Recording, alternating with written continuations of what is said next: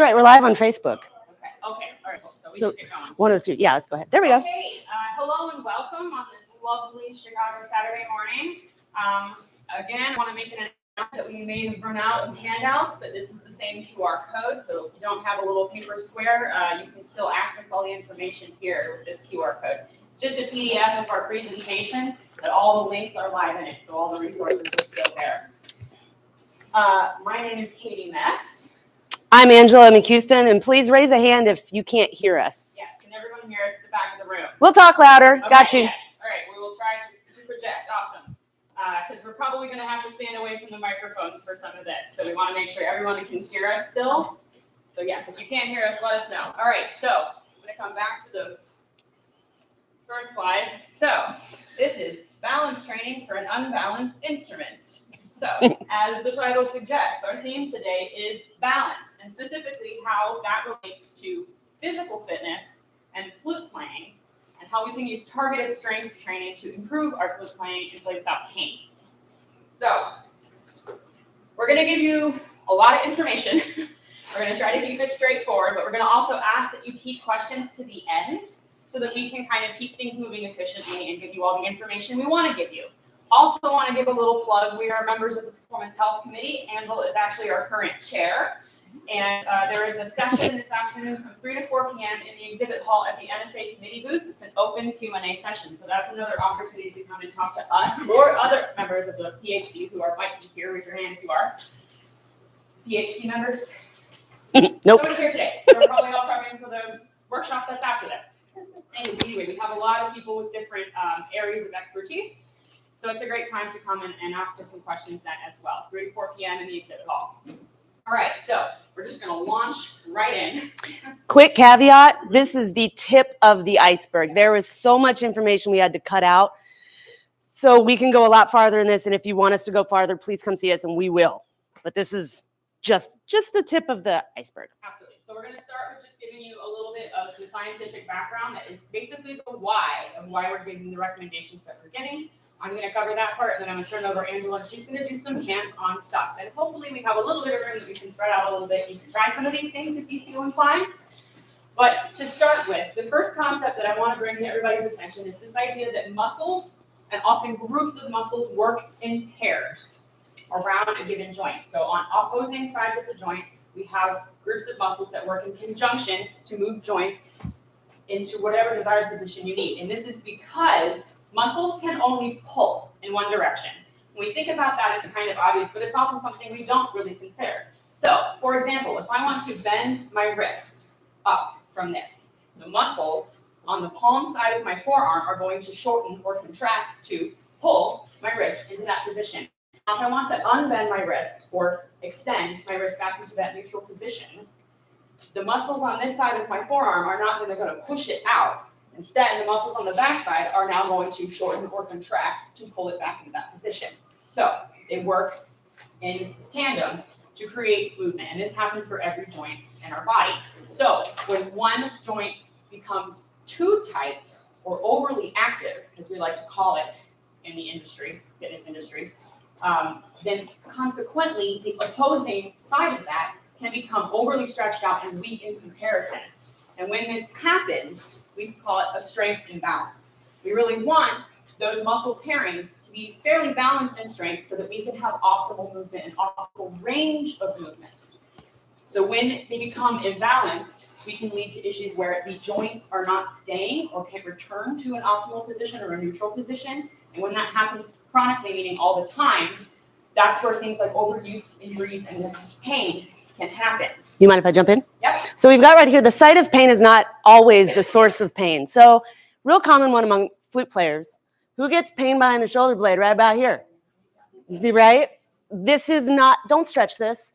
This is weak. It hurts because it's mad at you. It's weak. It's like, would you please stop going this way? So here's a little tip. The thing is, we're talking about opposing muscle imbalances, right? Opposing muscle groups. Your chest is probably the thing that's tight, and it's pulling you this way, causing the imbalance here. The weak muscle is usually the one that cries out for attention. The one that's tight, not always is going to be actually the problem. So if you've got an issue and you're looking at opposing muscle groups, that's where you want to find what the problem could be. So you want to stretch this and strengthen this, not the other way around. Okay. So as instrumentalists, we tend to spend a lot of time in the same positions, right? So for most instrumentalists, that means our arms are out in front of us. And for flute playing, we'll talk specifically about our position in a couple slides. But that means that when we're staying in one position for hours and hours out of the day, every day of the week, every week out of the year, right? We have perfect conditions for this kind of imbalance to start happening. Yes, I see some people talking about computer. If you spend time on the computer all day occupationally, that also can contribute. So this is not just related to flute playing and musicians. This is also just like daily life stuff.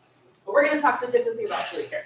All right, so the last thing, because Angela just talked about the site of pain being the source of pain. So the other thing to kind of imagine about that is that statement, site of pain, meaning where it's hurting, versus is not always the source of pain, meaning what's causing the pain, can also mean something like, say I've got pain in my wrist. I like to use my wrist as an example, right? So a lot of flute players get some pain and soreness in our wrists, right? I certainly do. If I ice and stretch that, that might help initially, kind of relieve some of that initial discomfort. But if the problem, say, is further up in my shoulder, which is really common, that's not going to fix it long term. So it's important to sort of understand how things are connected. And that's what we're hoping to give you a little bit of an idea of today. So that last point here leads us into that. That is, the body doesn't work in isolation. There's really no muscle or joint that is ever truly isolated in the body. It's really, really hard to do that. We need all kinds of special equipment and stuff like that to try to exercise something in a more isolated fashion. So that means that some muscles and joints are involved in flute playing and can affect how you're playing your flute in ways that might surprise you. So one example that I want to talk about here is the latissimus dorsi. Yeah, and that's a big word. A lot of times you'll just hear it referred to as the lats, right? So this muscle here, this is the lat. It's kind of hard to see the little tiny writing. Yes, it's on the back. You can notice that it starts to work its way around to the side. And then if we come to this picture over here, this is the back of the shoulder blade. This little piece right here is that continuation of this muscle. And notice how it starts to come to the front. So it's a muscle that's largely on your back, but it works its way and attaches right here. Mm-hmm. So think about what would happen if this muscle gets overly tight and shortened. Right here, it's connecting here. So this shortens up. Look what happens to your shoulder as that happens. It starts to pull you down and forward. We're going to come back to that in a second, because really what we're covering today is mostly, like Angela said, the tip of the iceberg. We're really talking about the chest up today. There's more than half of the body to talk about there, but this is just a very common issue for flute players, so that's what we chose to focus on today. But this gives you a little taste about how the rest of the body is connected to this as well. We'll come back to that specific example a little later. But before we do, we need to do our due diligence. Caveat. We are rather knowledgeable, but we are not medical doctors. So it's really, really important to seek guidance from a medical provider when pain is present, especially if you are hurting and it is chronic and it's something that is new and you can't explain it. You really should get it checked out to make sure that, especially if you've had a previous injury, you have a pre-existing condition or something, we want to rule out if there isn't some other underlying cause that's causing your pain, because we want to help you. We don't want to make it worse. So we want to know what's going on before we step in. Mm-hmm. Our recommendations today are for educational purposes. We have to say that, right? And assume that an individual is otherwise healthy and without underlying conditions that would contraindicate physical activity. Contraindicate just means you shouldn't do it. Okay, but that's the legal lingo. All right, so let's talk a little bit more about flute playing asymmetry. So specifically, how is our instrument asymmetrical, right? So our traditional position means that the bulk of our instrument is to the right of the body, right? Off center, off balance, right? So the arms have to stay in front and toward the right. Mm-hmm. And also, on this right side, we're supporting a lot of the weight of the instrument. It's not a very heavy instrument, but if you're playing some of the lower instruments, it can be. Yep. If you're playing some of the lower instruments, it certainly can be. And the longer you hold your arm out here, even if you're not supporting any weight, it starts to get tired after a while, right? So it's a long-term fatigue situation. So when we're talking about an asymmetrical position that is not ergonomic, meaning that it is a non-natural position that works with the way that our body is built and intended to move and function optimally, that's where we can lead to fatigue. And when we get tired or fatigued, we tend to compensate with our position, often subconsciously, and we're not aware that we're doing it, but we tend to change our position to compensate for the fact that we're tired over time. And when that happens, again, we can lead to chronic postural changes where we're in that position all the time and injury. And if we're in pain, we're not really playing our best, right? So that's how this all relates. Okay. So let's look a little bit specifically again, front to back imbalances. Now I'm using the anatomical names of muscles. It's less important that you remember the exact name of these muscles because I know that these terms are kind of a mouthful. It's more so that you remember the region that we're talking about. And if you happen to hear that word again, it's not the first time you're hearing it and you are a little bit familiar. You're not feeling like you're totally lost, right? But all right, so we've already established we spent a lot of time with our arms forward, right? So that means the chest is going to be tighter, the back is going to be weaker. So the muscles that we're looking at on the front of the body that are tight are the pectorals, or the pecs. And there's a larger one and a smaller one, the major and minor. So on the surface, this larger muscle right here, and look how big it is. It's all this is the pecs major. And then in this picture, it's as if we're looking underneath it. This is the pecs minor. Both of those tend to become really tight. And look at how they're connected, right? This is your arm and shoulder blade. So if it's tight, again, we're punching forward. Now, also, we tend to see the biceps for flute players get tight. The biceps on the front of the arm here, because again, if you think about what the biceps do when they shorten or contract, they bend your arm. We have to bend our arms to hold the flute out. So if we're staying in this position a long time, a lot of times we also see the biceps getting tight. Now, on the back here, we have this large triangular shaped muscle that's the trapezius or the traps. It's on both sides, but again, on this side, we're looking as if like an x-ray we're seeing underneath it. Those are the rhomboids. And if again, who hadn't had that pain in the shoulder blade? So rhomboids. Ding, ding, ding. Yeah. This right here, okay? So that's what we're looking at in terms of balances in the muscles and the regions you want to remember when we're having that front to back sort of strength and balance happening. Okay, now.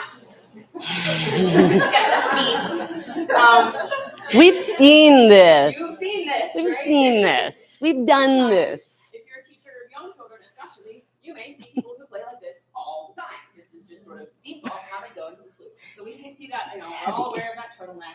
Oh, the turtleneck.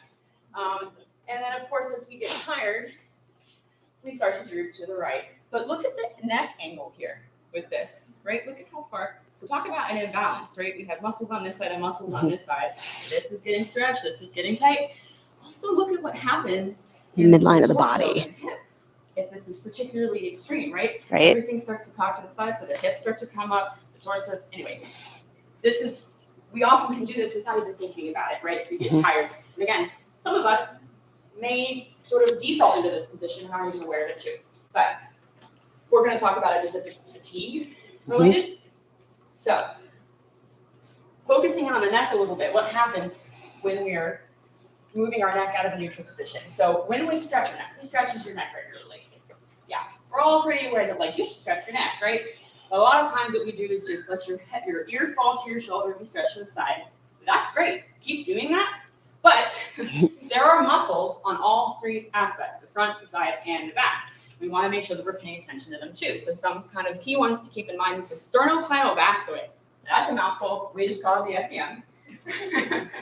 Yeah, as you can see, it starts right behind your ear here and attaches these two little bony bumps right below the base of your neck here. On either side, it attaches right there. It's a pretty large muscle for your neck, right? Turns your head to the side and it flexes you forward. As well. Which, what do we do? Left, down, right?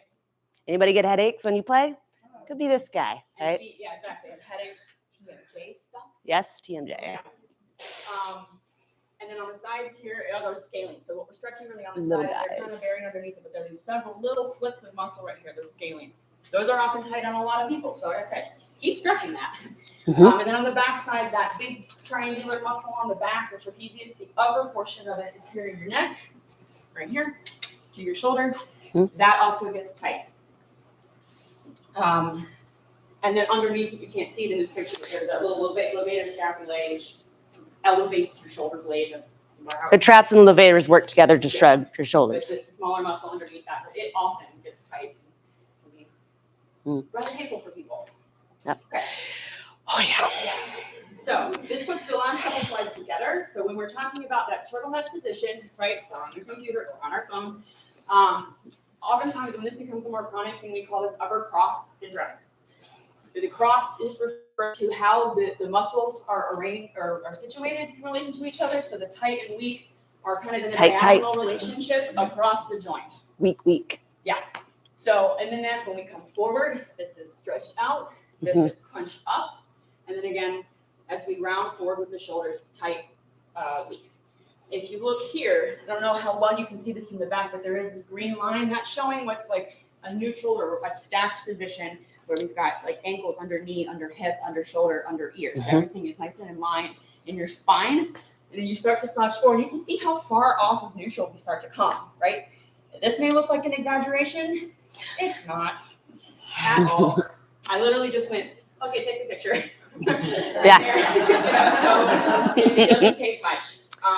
One thing, if you find yourself locking your knees a lot, that could be you, because then you get motion here, and then this has to offset that because your center of gravity is moved.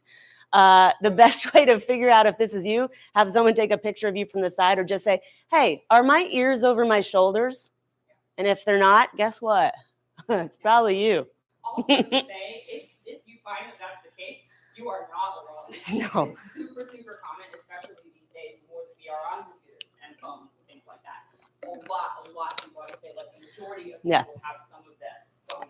And have you ever heard of the thing where people say, bring your flute to your face, don't bring your face to your flute?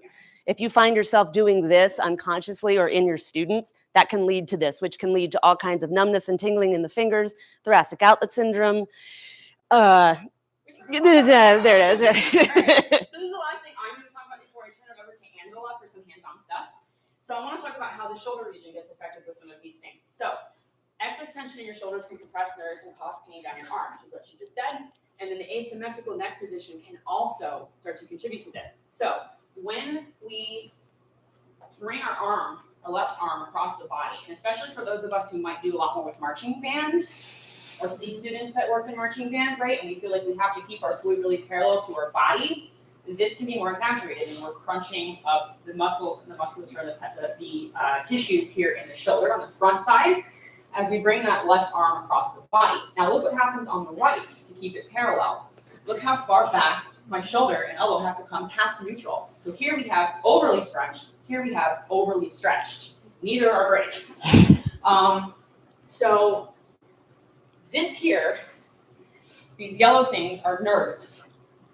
That particular bundle is called the brachial plexus. Again, the anatomical word, so it's important for you to remember that. But brachial means arm. Plexus just means network. So this is the arm network of nerves. This is also called the thoracic outlet. Thoracic means thorax, like your torso. So the reason that we mention that too is if anybody has ever been injured and someone has said you have thoracic outlet syndrome, this is what they're talking about. So this is a big bundle of nerves. So you see when we compress that, how much of this nerve system that we can be putting a lot of pressure on. And that serves all the way down to your fingertips, those nerves do. So if you're having compression here, you can be getting referred pain down your arm. And it can manifest in really strange ways. Angela and I both can tell you stories. You both have had issues with the thoracic outlet. It's also really common. So similarly, if you remember sort of this right here, these guys, those are the scalenes on the side of the neck again. So those nerves kind of come through those little slips of scalene muscle as it emerges out of your spinal cord. So if you are really tight over here and these are really tight, that's also compressing those nerves. So those are just a few things, well, a lot of things, but some little tidbits to keep in mind in terms of why we're going to make these recommendations for these stretches and exercises. So now I'm going to turn it over to Angela, who's going to walk you through that. Cool. Okay. So these are some things that you can obviously do in your chair, right? When it comes to what to, yes, can you all hear me? Okay. When it comes to stretching and strengthening, I want you to think about which way we play the flute. We turn to the left and we bend to the right. What do you want to bet it feels weird to do this, right? So which direction do we need to stretch? Okay. So if we don't know, what I want you to do, if you want to try this, I want you to take your left hand, you can grab your chair or just pull your arm down away from your ear, okay? Look straight ahead at me. I guarantee you, half of you when we do this, are going to do this. That's not straight ahead. We're going to go this way, not this way. Do not look at the ceiling. Look straight at the person in front of you. Pull down and gently bring your ear towards your shoulder, very gently. Okay? I see a lot of chins going this direction. You're going straight over. And I'm going to show you the 3 different ways that you can stretch your neck muscles.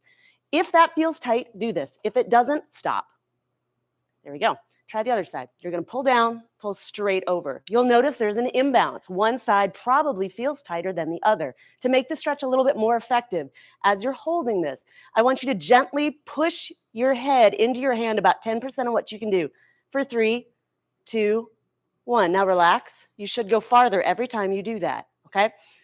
And relax. So you're pushing against your hand. Pushing against your hand, right. This is bringing pressure, then you're pushing back, etc. Caveat with any of these neck stretches, if this can be a really vulnerable area. If you've had whiplash, if you've had any kind of car accidents, if you have an unstable neck, if you are hypermobile, be careful with these. They don't feel good to everybody. And if they don't, just stop. It's totally fine, okay? So if we go scalenes, SCM, or scapula, you don't need to know what all those things are. We're just going to do this really easy. So your upper traps, what we just did, straight over. If you go up diagonally, like I told you not to do, that stretches the SCM like we just talked about. Right, yeah, exactly. So you're going to look up and diagonal, like put your hand above your eyebrow, right? Yeah. The left side should feel amazing. Yeah, right? Well, at least does for me. I might be imbalanced other than y'all. All right. And then the levators are on the back side. So you're going to look down at your right foot, right? So we've got, that's going to get this guy on the back of your neck, okay? Right. So those are the 3 neck stretches you can do. You want to be very gentle with these. None of these are really, really difficult. Okay, so that's how we stretched what's overactive. Again, if any of these stretches don't feel good, don't do them. And if it doesn't feel tight, don't stretch it. Okay? If something is not tight, don't stretch it. I'm going to say it again. If it's not tight, don't stretch it. You see people recommending stretches all the time, but if you don't feel anything, you don't need it. Move on, right? So, because we don't want to stretch something that's weak, right? So now that we've stretched what's tight, assumingly, we're going to strengthen it. Chin tucks, if you look attractive doing this, you're doing it wrong. This is a really ugly move. I want to see a bunch of really nasty double chins here, okay? Give me your best, Job of the Hut. Seriously, right? So a chin tuck, you're going to tuck your chin down slightly and bring it back. Like I think of, like your jawline is like on a railroad. Down, back. Remember we said about ears over the shoulders? That's a chin tuck. And she's doing it here. You can do it on the ground. You can put resistance behind you. Yeah. So this is one of my favorite ways to do this. I've got a 70-year-old client. She loves to do these in the car because she spends all her day either playing guitar or at a soundboard. Guess what she looks like? So she can't remember to do anything, which is why she comes to see me. But seriously, so what she does, she's very proud to let me know that she does these in the car all day long. It's her favorite thing. So if you want to make them more difficult, you guys seen TheraBands? Right. You put one of these, and I know a lot of us have these from physical therapy, and I brought a whole box, and guess where they are? In my hotel room. Sorry. So if anybody wants one, text me. That my information's out there. It's on my website. Text me, and I will bring you one. I got a box. Let's get rid of them. So what you do with this? Do you want to do this?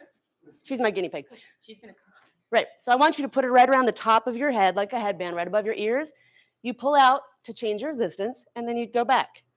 Okay, so that's your resisted chin tuck. But this is where it gets interesting. What I want you to do, bring it out to the left. So face them. Bring it out to the left.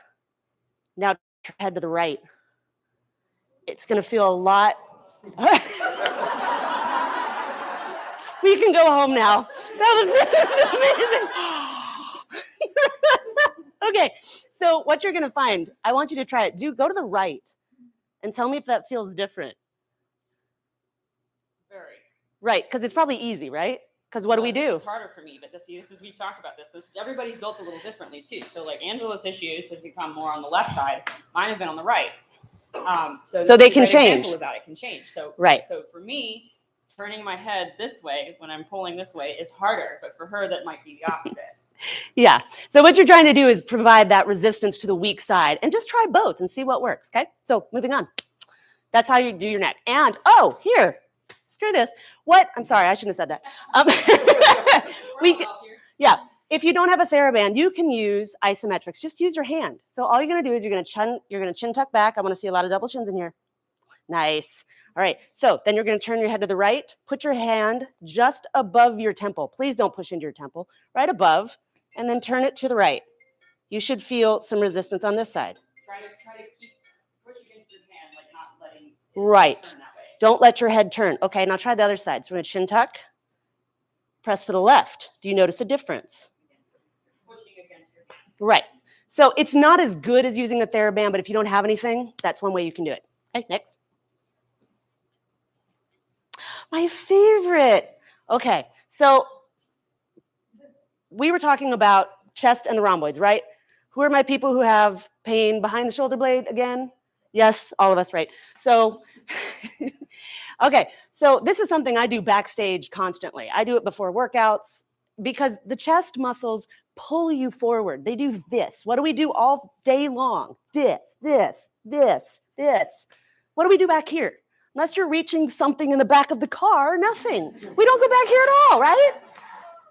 Y'all, we've been here, yeah? You can't reach it? Like, should pull over. I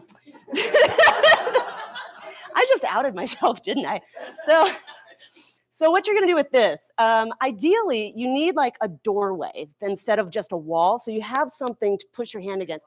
Let's do this. She's my doorway. Okay, so you're gonna see the back of her and the front of me. The reason this is important, I want you to squeeze your shoulder blade toward, not this side, squeeze your shoulder blade towards your spine, okay? So what we're doing is we're activating the muscle that's weak. This is not a passive thing. If you've seen the doorway stretch from PT, that's very passive. It's gonna put a lot of stress on the shoulder joint. We don't want that. We wanna keep it stable and strong.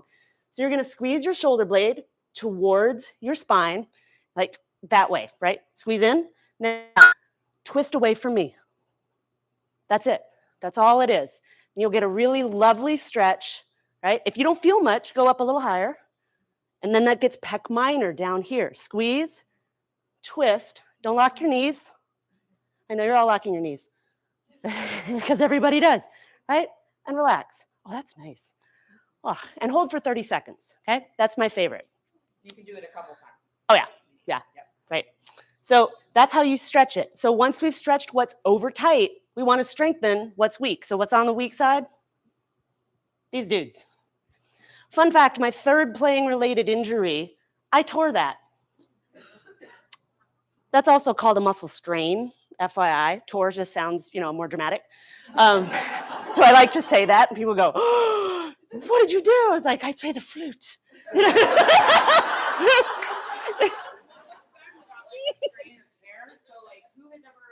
Worked out or even just done a little bit more lifting than you normally do, even if you're just moving or something, and the next day you felt kind of sore in unexpected places. Yeah. So the soreness micro tears are micro tears. Yeah. And it's not a bad thing. It's not really a bad Mine thing. was. We've heard feel the burn, all that kind of stuff. We do want a little bit of that when you're trying to strengthen things because it's that tearing, those micro tearing of those fibers that causes your body to go, oh, I should get stronger. Right. So it builds that muscle a little bit. But when it becomes a bigger portion of those fibers are torn, that's when it becomes strained and becomes not functional. Yeah. Can you go to the next one? I'm hoping it's yeah, there it is. Okay. So what happened was, what happened is I had my left arm in front of my body for 20 years, right? Who can relate to that? Right. Okay. So I am in the gym doing a dumbbell chest press. I have no idea what good form is. Good form is you want to brace your spine and then go. And I'm just like, woo, it's chest day because it's Monday and I'm just going to be buff. And I had no idea what I was doing. And so I lifted up and I felt a ouch, sharp. So I'm at Florida State, by the way, grad school for performance. I go to health services. He gives me muscle relaxers and tells me to quit playing. Bro, what? I mean, not an option. Falling asleep in a class of 4 is not a good move. 10 out of 10 do not recommend. So this is how you fix that. And if you happen to have my book, it's in there, and I'm going to demonstrate here. But I also have a playlist of all these exercises on my YouTube channel. So if you go to my website, musicstrong.com, click the YouTube channel at the top. look for the playlist, the essential exercises. A bunch of these will be in there. Okay? It's also on the QR code. It's on the QR When code. At the end of the last slide here, and then when you hit the QR code, we link you directly to the YouTube playlist. Now you don't have to keep up with handouts. So for a T, what you're going to do, you're going to hinge from the hips. So my body mappers, we talk about the hips being a hinge joint. It's not your hip. right. This is your low back. We are not doing this because this is what I see. Lock your knees. Okay, if I just said bend over, does that look good? No. Right, so keep your knees soft. And if you put your fingers in the joint of your hips and push back, what happens? Your butt goes back. It's really important, okay? So you're going to draw on your belly button like someone's going to punch you. You brace for impact, right? That's how you keep your spine stable. Now, what I want her to do, I want you to squeeze your shoulder blades together, those things we just did. And if you guys want to stand up and try this, by all means. What you're going to do, you should look like Jesus in Brazil when you do this right. The statue, we all know I'm talking about, right? Everybody needs to look like Jesus, right? Okay, so I want you to bring your thumbs to the ceiling. So you're going to go feet out, everybody hinge from the hips. Squeeze your shoulder blades down, palms out in front of you, and bring your thumbs to the ceiling. Squeeze your shoulder blades together if you have room to do this. Relax your knees. And relax your knees. All right, now, when you come back forward, you're still squeezing your shoulder blades. Can you demonstrate what it looks like if you don't squeeze your shoulder blades? You collapse, right? You want constant tension in between the shoulder blades, okay? This is the other thing we see a lot. Come up into a T. If you stand up, you should look like Jesus, right? Okay, this is what we say. This does not look like Jesus. No flying V's, right? We need T's. So check your neighbor. When you guys go against, we're just going against gravity is what we're doing. Your arms are actually pretty heavy. So we're going to come up, squeeze, come back down. So check your neighbor and see if you're a T or a V. And if you stand up, if you stand up, you should look like a T. But the exercise is not standing up. That's just for demonstration purposes, okay? Everybody should feel really nice things happening between the shoulder blades. Yeah. All right. So moving on for sake of time. Those are T's, okay? All right. Hopefully that feels good. If it doesn't feel good, come see me, we'll fix it. I don't know what you were doing. Actually, I can tell you what you're doing. You're doing this, or you're doing this, or you're doing this, or all really. Okay, so shoulder exercises. We just talked about relaxing the tight muscles. Well, now you got to strengthen the weak muscles. These are your external rotators, external, internal, right? So you've seen these before, right? Ideally, you would have, we can use my jacket or your jacket, right? So you want to wad this up to give yourself a little bit of space. Keep your elbow at your side. Remind you to keep your elbow at your side. Yeah. All right. So what you're going to do, again, you're going to impact. You brace for everything so your knees don't lock. You cannot brace well and lock your knees at the same time. I mean, try it if you want, but it's not going to go well. So what I want you to do, we're going to provide resistance, and she's showing how you can do it in the door. You're just going to come out to the side. You're squeezing, but here's the thing. You're also squeezing your shoulder at the same time, right? Squeezing down. Right, so go ahead. And that's it. It doesn't matter how far you go. That's not the important thing. You're squeezing here the whole time. You're going to find more than likely the left side is what needs this more than the right side. Because why? We go this way. We need more of that way, okay? So one thing to note, if the band is too heavy, your body is going to find a way. It's like, no way, man, I am going to make this thing happen even if I don't have the range of motion. So you're going to find yourself doing this. Can you demonstrate? Yep. You can't go. So if you see what my wrist is doing. Yeah, if you bend your wrist. So if you find yourself doing that, don't go so far. You should just feel that here. Okay? Even that far, you're still going to feel something. Mm-hmm. Yeah. Yep. Okay, that was You're that. going to feel it here. The whole point of having this here is so that we're not compensating. We're not trying to lift this way. Right. Right. Plus, it gives you something to squeeze. So what I like to tell my clients is, okay, have we all been in the situation where you've got groceries? We're making one trip. One trip, right? We're not doing this, but it's raining and you got to hurry up and you don't have any pockets. Where's your phone go? Right? Okay, hold the groceries and get a move on. Okay, so when you do that, you're not going to go anywhere. You're squeezing. You're actually activating some muscles called the serratus anterior, and a whole bunch of other things that tend to be weak too. So, correct, which helps the shoulder, which helps blah, blah, blah, etc. Oh, yes. We can do this isometrically, but we don't have enough wall space unless you want to press on your neighbor. You guys got to be real friendly for that. Okay, so same thing this way. Sure. Yeah, so we're doing this, right? If you want to press on your neighbor, have at it. Trying to keep each other from moving. Yeah. Yes, okay. So it's not a this, but it's a, you're going to squeeze down, press into the wall. You're pressing this way. Think of your arm like a gate. It's swinging out, external, right? So if you're standing next to the wall, push, right? Isometrics are your friend. They're not the best, but if you don't have anything, use that, right? It's better than nothing. It's better than going and being told don't play anymore, right? Okay, so here we go. These are a ton of exercises we don't have time to do, but they're all on my YouTube channel, so go check them out. Shameless plug. So what the ones we do have are the core. So we've got your dead bugs. Has anybody ever done dead bugs before? Yeah, they are awkward and ugly and effective. So I'm going to show you real quick how to do lopsided versions of them because they're very, if you don't look like a dying cockroach, you're doing it wrong, right? So that and Palloff presses, which you need a band for, those are what we're going to do. The carries, we're just going to describe them because we don't have big heavy weights, but think like a farmer carrying a bale of hay on one side, right? That's going to challenge your core from one side to the other. And do you think we might have a little bit of rotation on one side when we play? Do we ever do? No. So yeah, that's why it would be helpful. And then strength, we're doing the single arm floor press and alternating shoulder press. You can go to the next. Yes, okay. So real quick, if you're trying to set up your own workout program, I don't have a clue how you guys work out or if you work out. That's not my deal. But when you do, you always want to go from stable to unstable, AKA 2 legs, 1 leg, 2 arms, 1 arm, okay? So we start there, and then you progress, like how to progress a floor press. A floor press, do you want to demonstrate? We don't have any weights, so you don't want to bench press one of these people, do you? Okay, so just lay on your back. So a floor press, it's basically a dumbbell press, but you're doing it from the floor. The floor is very stable, right? So if she's gonna feet flat, press up with both arms, right? So that's your first step, okay? The second step would be alternating arms. So you can go from the floor one at a time, right? So that would be less stable. Or you can start with both arms up and drop one at a time. Now that's even more unstable, but you're still stable on the floor, okay?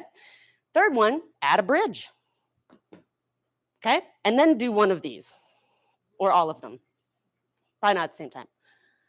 Use one arm while you're bridging, right? I just want to make her do this, right? Okay, and then, so to even make her more unstable, lift a leg. Well, while you're bridging. There you go, and one arm. Yeah, so that's how you can progress your stuff, okay? That's what all this means. So next, oh, we're doing good on time. We are. Sweet. Okay, so we've got dead bugs, and I didn't have there's the video. Right, so we don't actually, do we play it on silent? Does that work? Perfect, let's play it. So you can see. So what I'm doing here is I've got this band held out to the side. So if you've done a dead bug before, you know you brace. That's some really cheesy music, isn't it? But you can see like you're doing the bridge, dead bug, whatever. So your legs are moving, but the difference is you're holding it to the one side. So one side of your body's gonna be working harder than the other side, right? The band is attached to the wall if you can't see it real well. So Yeah. as she's doing this, it's wanting to pull her toward the wall. So you're trying to resist the rotation while you're also moving your legs. Right. Sometimes just having your legs up like that is enough. It's hard enough. Okay. Right. So yeah, you can stop that. I had a broken foot, so it looked really goofy. So that's the side one, but what's the anti-rotation hold? The one I want to show you guys today that you can all do here and not have any equipment is the crossbody one. And it's isometric. So you're just going to push one arm and one leg together. Do you want to demonstrate? Here we go. So she's going to do a basic dead bug. And for anybody who doesn't know, a basic dead bug, you're going to draw in your belly button towards the floor, smash that low back into the ground, and hold it there. She's at 90 degrees. Okay. Oh, yes. I know, it's hard to see. Sorry. I know. I don't think they'd like us putting her on the table. Right? The live stream is going to be great for this. Right. So you're going to smash your low back into the ground. All right. Bring your legs up 90 degrees. 90 degrees is really important. If you bring them closer this way, it's a lot easier. Everybody cheats this way. Don't cheat yourself. Right. So you're going to take your right arm and your left leg, press them into each other and hold. Now hold your low back into the ground the whole time. Move these two back and forth. No. Right. Hold, move. There. Oh God. Effective presentation. I'm not gonna lie, but Right. Okay, so that's how you can do that. And then obviously do that on the other side. So that's how you can do that yourself with no equipment. Thanks for being such a good sport. Next one.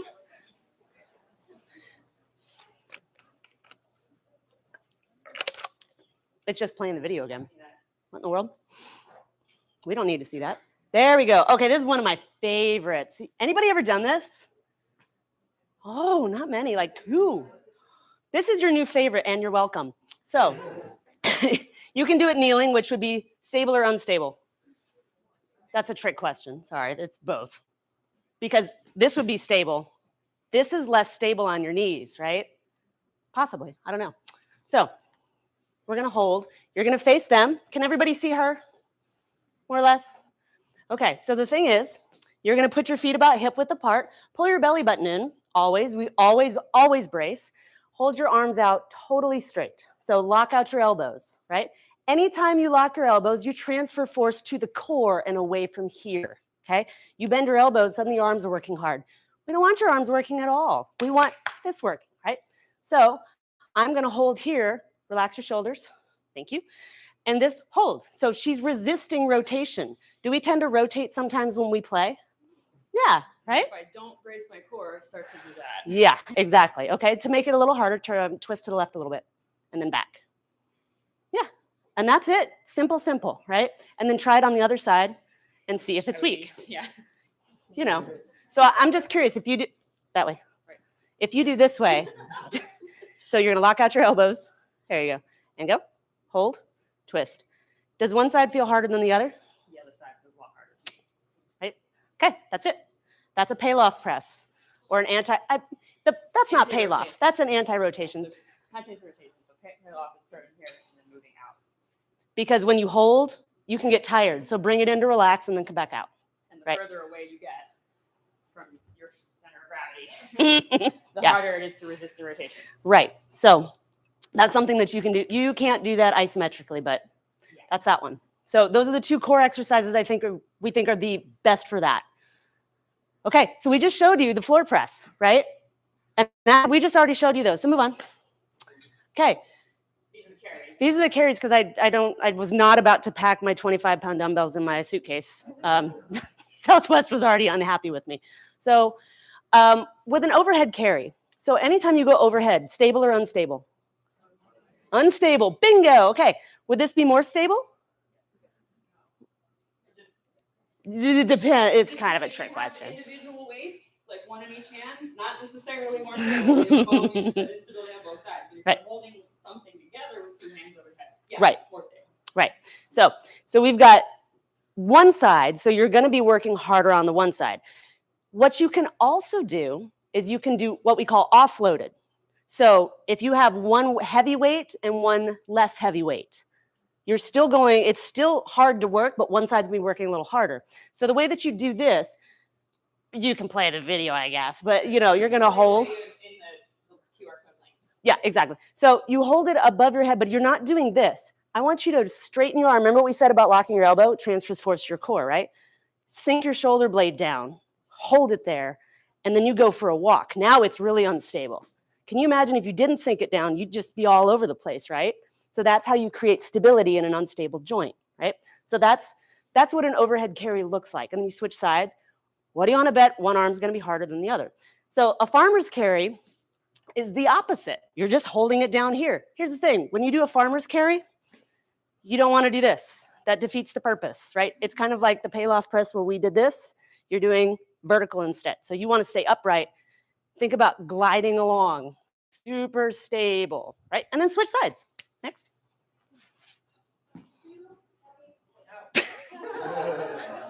I didn't have any pictures, so I inserted videos. Right. No, we did. Okay. So shoulder press. Here's the thing. Not everybody can do a shoulder press. Does anybody ever get pinching in this area when you lift overhead? Don't be shy. It's okay. This happens a lot. So this could, I'm not diagnosing anybody here, but it could be something called shoulder impingement, which is where the subacromial space here gets squished, right? So your clavicle, the head of the humerus, there's a little bit of space in here. If you get pinching right here, these muscles are tight, so that chest stretch is going to be your new best friend, okay? So if that's not you, you can do this. Alternating, so going this way will strengthen the muscles of the shoulders, right? So obviously, if we do one side, that's going to be harder than both sides. But alternating, you can go ahead and play that, if it'll do it. Right. So alternating is where you do one at a time, which is going to throw off your balance from side to side, and it makes it a lot harder. So in other words, when you do this, I'm just giving cues that you don't want to, you always want to brace first, right? So that's what alternating means. This would be easier. This is harder, okay? Any questions on that? Beautiful. We can move on. Oh, that's it. Yeah. That's it.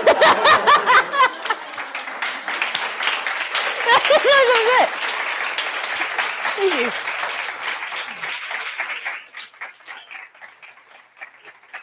So if you didn't get the handout, this is the QR code that's got the links to this, and it's got the links to all the other stuff that we showed. Where can they find you?